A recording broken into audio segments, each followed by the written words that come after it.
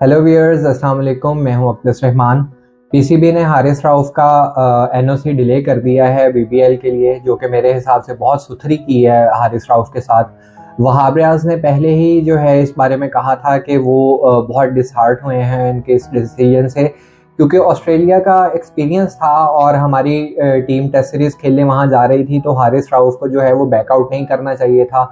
उन्होंने गलत बयानी की कि जी वो अनफिट हैं, और हालांकि जो है वो जब उकदा खुला तो वो ये था कि वो बीबीएल खेलने के लिए वो उन्होंने कहा था कि मैं अवेलेबल नहीं हूँ, और वेरी लास्ट मोमेंट उन्होंने कहा था कि मैं जो है वो इस सीरीज़ के लिए अवेलेबल नहीं हूँ। हालांकि वो बीबीएल के लिए जो है मेलबर्न स्टार्स के लिए अवेलेबल थे, और मेलबर्न स्टार्स ने जो है वो उनको बड़ा कैश भी किया है, अपनी मार्केटिंग की है वहाँ पे जो एशियन वहाँ के सपोर्टर्स थे उनके लिए। तो मसला ये है कि जब आप टीम के लिए अवेलेबल नहीं हैं और आप इस तरह की सीरीज़ खेलने के लिए अवेलेबल हैं, तो फिर आप अपने आप को प्रोफेशनल नहीं कह सकते। वर्ल्ड कप में किस तरह का परफॉर्म किया है हारिस रऊफ ने, आप सबके सामने है। वर्ल्ड रिकॉर्ड बनाया उन्होंने हाईएस्ट स्कोर खाने का, और फिर उसके बाद अनफिट कहकर अपने आप को जो है वो सीरीज़ से बाहर हो गए, टेस्ट सीरीज से जो 14 से स्टार्ट होनी थी, ताकि वो इजीली बीबीएल खेल सकें। तो पीसीबी ने कहा है कि जी एनओसी आपको नहीं मिलेगा। उसकी एक वजह ये भी है कि जो पाकिस्तान कप हो रहा है T20 का, तो पीसीबी चाह रहा था कि उसमें सारे प्लेयर्स जो है वो शामिल होते और पाकिस्तान कप को जो है वो एक कामयाब सीरीज बनाया जाता, और उसमें T20 में हमारे पास टैलेंट भी आता। तो ये है कि जब भी थोड़े अरसे बाद ये लोग जब रिटायर होते हैं, टीवी चैनल्स पर आकर बैठते हैं, तो फिर ये यही बात करते हैं कि जी आपका डोमेस्टिक स्ट्रक्चर जो है वो बेहतरीन होना चाहिए।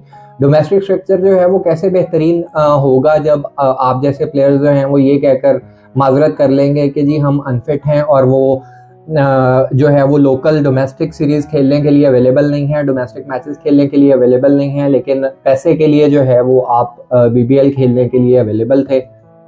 तो कम से कम जो है वो 11 दिसंबर तक तो इन्हें एनओसी नहीं मिलेगा। उसके बाद जो है वो शायद पीसीबी जो है इन्हें रिलीज कर दे, एनओसी दे दे बीबीएल खेलने के लिए, और बीबीएल जो है वो स्टार्ट होगा 7 दिसंबर से।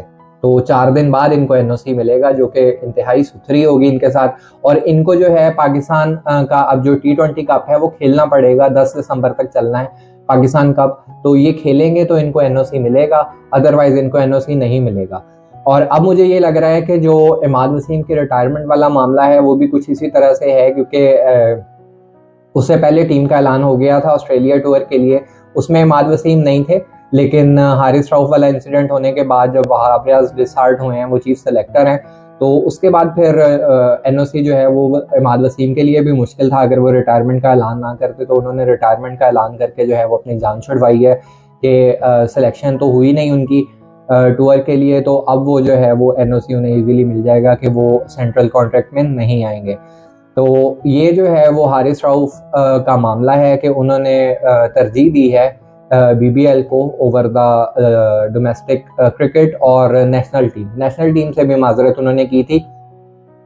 और मैं तो पहले ही ये कहता हूँ कि हारिस रऊफ हैं ही T20 के बॉलर, इनको जो है वो टेस्ट क्रिकेट में यूटिलाइज करना जो है वो बहुत मुश्किल है। वनडे में इन्हें इतनी मार पड़ी है, तो ये इतने लंबे स्पेल्स नहीं करवा सकते टेस्ट में, और अगर ये जाते भी टीम के साथ तो टीम को फायदा हो सकता था। तो जब आप मुल्क के फायदे को सेकेंडरी रखेंगे और अपने पैसे को और अपनी अहमियत जो है उसको आप प्राइमरी रखेंगे, तो फिर इस तरह के मामलात होंगे। ये सिमिलर केस है जिस तरह से आमिर ने किया था कि टेस्ट क्रिकेट छोड़ दी लीग्स खेलने के लिए, पैसे के लिए। तो अगर पैसा इंपॉर्टेंट है, जिस मुल्क ने आपको पहचान दी है वो आपके लिए इम्पोर्टेंट नहीं है, तो फिर आप पैसा कमाएं और रिटायरमेंट का ऐलान करें और जाएं, जो मर्जी लीग्स आपने खेलनी हैं वो आप जाके इजीली खेलें। तो मैं तो खुद जो है वो बहुत खुश हूँ पीसीबी के इस फैसले से कि वो एनओसी जारी नहीं करेगा जब तक ये डोमेस्टिक टूर्नामेंट नहीं खेलेंगे। अल्लाह हाफिज़।